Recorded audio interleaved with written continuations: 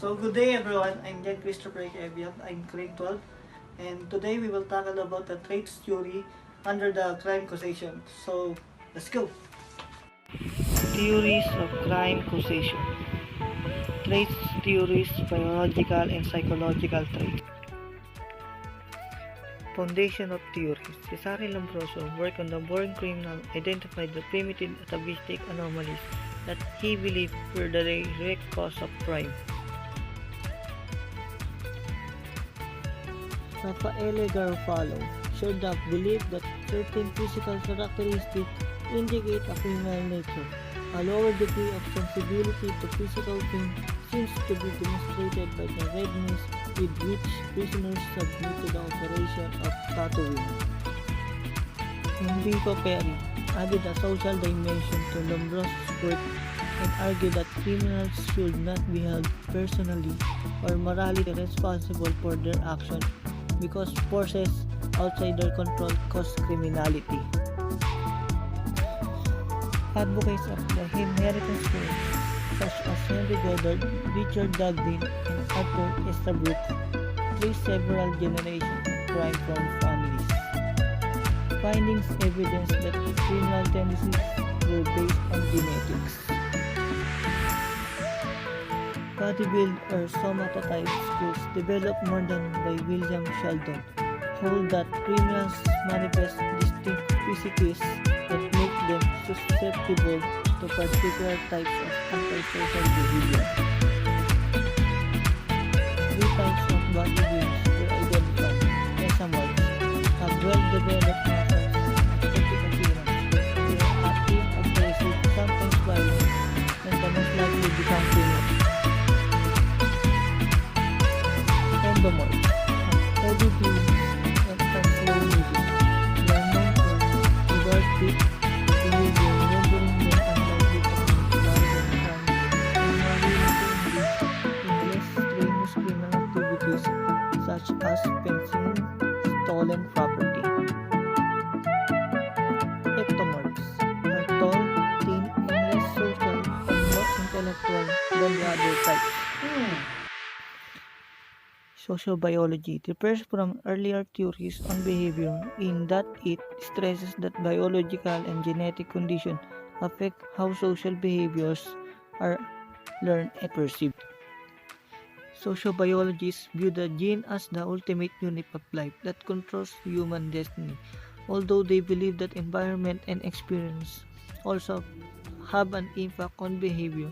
Their main premise is that most actions are controlled by a person's biological machine. Contemporary traits theories. Traits theories today do not suggest that a single biological or psychological attribute is thought to be adequately explain all criminality. Rather, each offender is considered unique, physically and mentally consequently. There must be different explanation for each person's behavior.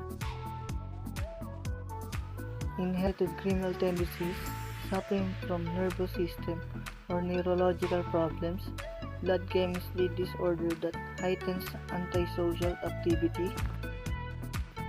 Criminologists who focus on the individual see many explanations for crime, because in fact there are many differences among criminal offenders. Traits theories focus on basic human behavior and drives attachment, aggression, violence, impulsivity that are linked to antisocial behavior patterns.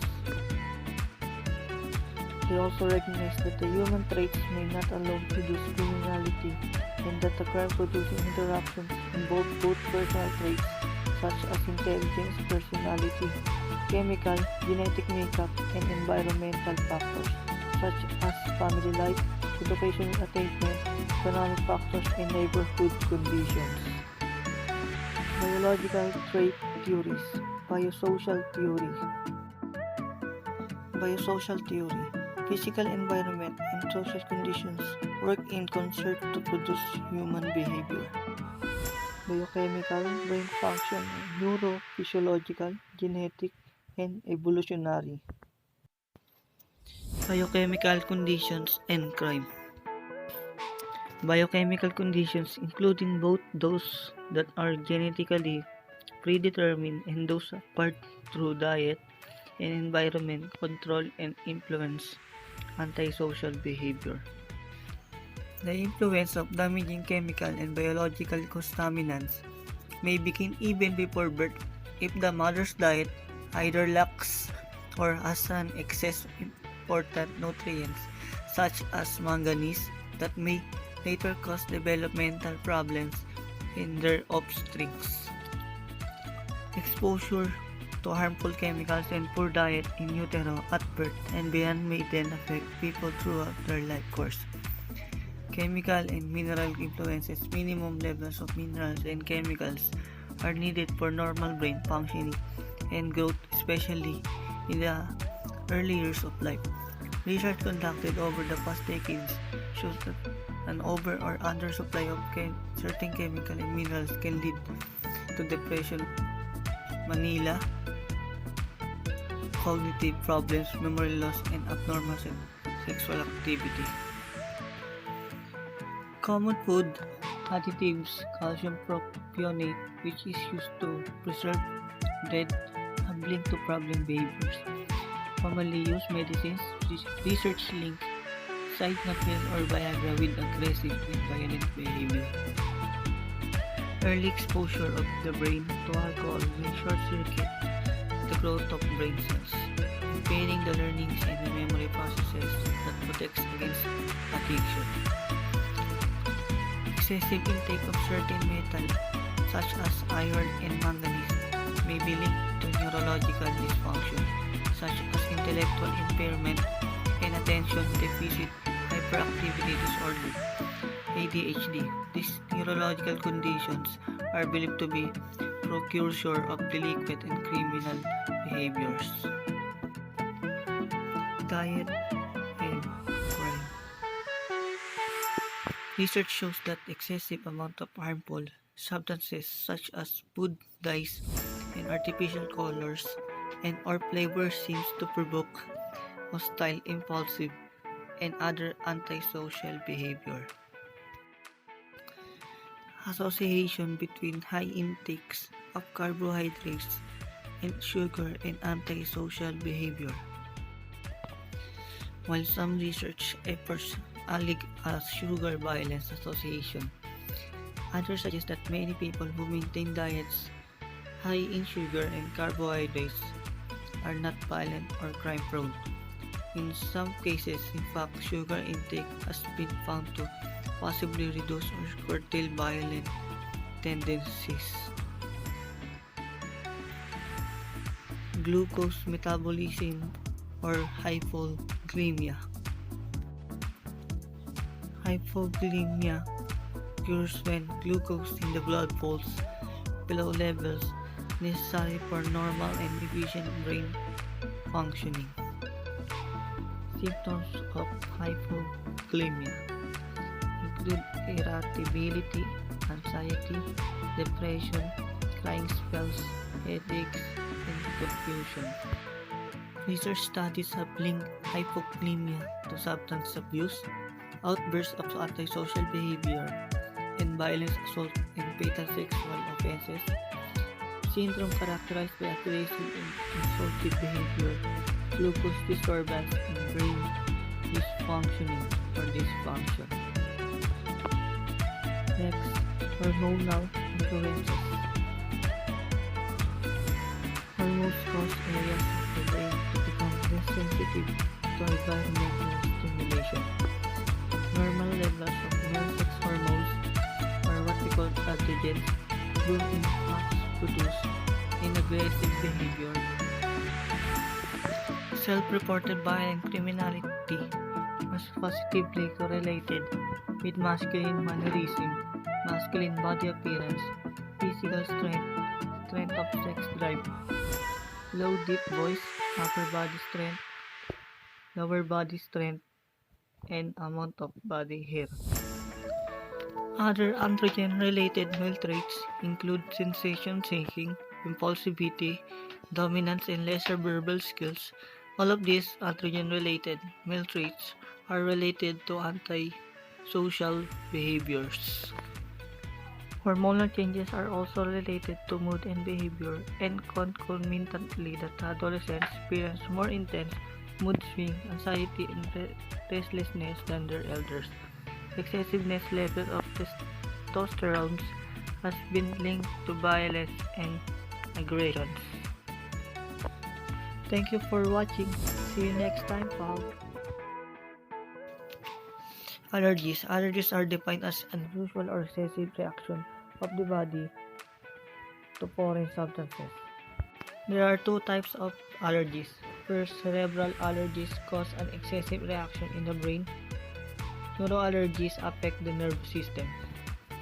Next, environmental contaminants. Dangerous substances in the environment including lead, copper, cadmium, mercury, and organic gases such as chlorine, nitrogen, and dioxide. Aggressive behavior on both macro or group nation level and on a micro or individual case level. On a macro level, areas with the highest concentration of lead also report the highest level of homicide. On a micro level, research finds that even limited exposure to lead can have a delayed influence on child's development and subsequent behavior. Neurological condition and crime. Neurophysiology, the study of brain activities. Measuring neurological impairment, memorization, visual awareness tests, short-term memory, auditory tests, and verbal IQ tests.